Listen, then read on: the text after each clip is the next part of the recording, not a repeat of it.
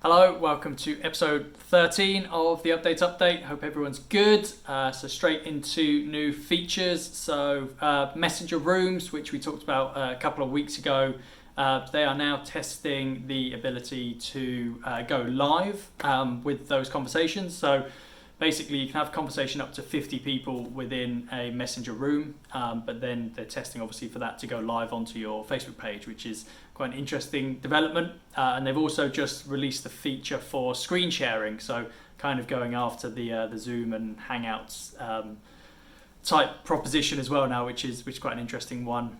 Snapchat have been super busy, so they've launched a new what they call minis, which is basically kind of mini apps that you can use within chat. So the first one that they announced was with Headspace, so it's the big kind of mental health startup out of the States, and you can basically have a safe space to do kind of meditations or whatnot with your friends through Snapchat. So quite an interesting development and a big shift in the way that they're using or opening up their APIs to third parties. So definitely watch this space. Instagram have launched a personal fundraising option. So obviously we've seen with stickers that you can request or donate to particular charities or businesses, but now they've launched that for personal, which is quite interesting. Facebook, big announcement this week that they are testing new layouts for their pages, and have actually in screenshots that we've seen have removed the like button and replaced it with just the follow button. So big shift there. They're obviously, they're actually saying they're going to remove the number of likes that your page has as well. And they've also said that followers or the follower number is more of a true reflection of your page's reach. So do have a look at the difference. I think at Birmingham Updates we've got about 30,000 more followers than we have likes. So yeah, just interesting to see that they're shifting that way and just bringing it all into one and making it a little bit simpler. And finally, and going to be a huge conversation starter, is rumours have it that Twitter are testing paid subscriptions to use their platform. So whether or not we'd pay to use Twitter, I guess that's the conversation starter. But interesting that they're looking at new ways to generate revenue through the platform. So yeah, watch this space on that one. And now we're going to go to Owen, who's talking about some funny tweets we've seen this week.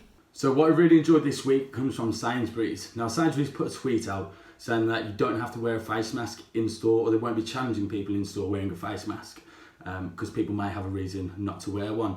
And then they ended this with Karen at the end. Now this got a response from a woman called Carolyn who said this is highly offensive to people that are called Karen.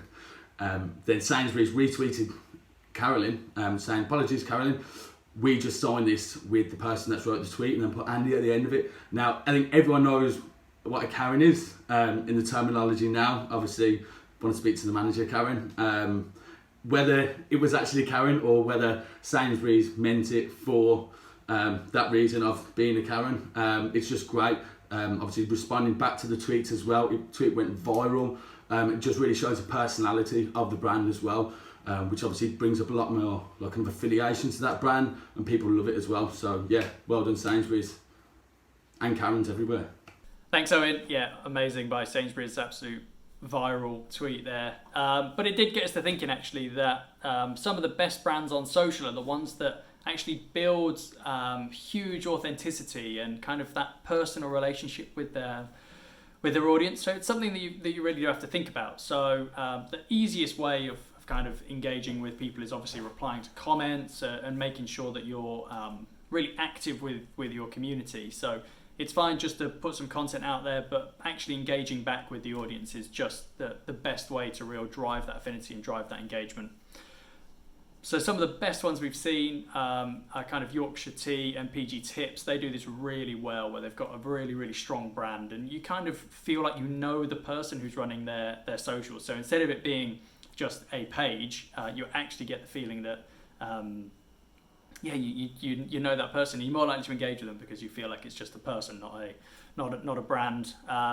Innocent Smoothie, always very good with this. KFC and Burger King, again, they've just got that brand and personality down to an absolute T. So it's definitely worth considering when you are posting on your own socials. Is it coming across as a personal or a personality behind the page? Is it coming across really authentic? Are you engaging with your community, or are you just being a bit of a megaphone and posting stuff and just shouting out to your audience loads of relentless stuff, rather than doing what social media is all about, and that's being social? So yeah, do just look back through your feeds and try and bring that personality back into your channels, because it's a great way to really build that community who then trust and engage with you ongoing. So yeah, it's been a good week here at Updates, and we look forward to seeing you all very soon. I went for my first face-to-face meeting last week, which was good. Obviously social distancing, but it was nice to be out and about again. So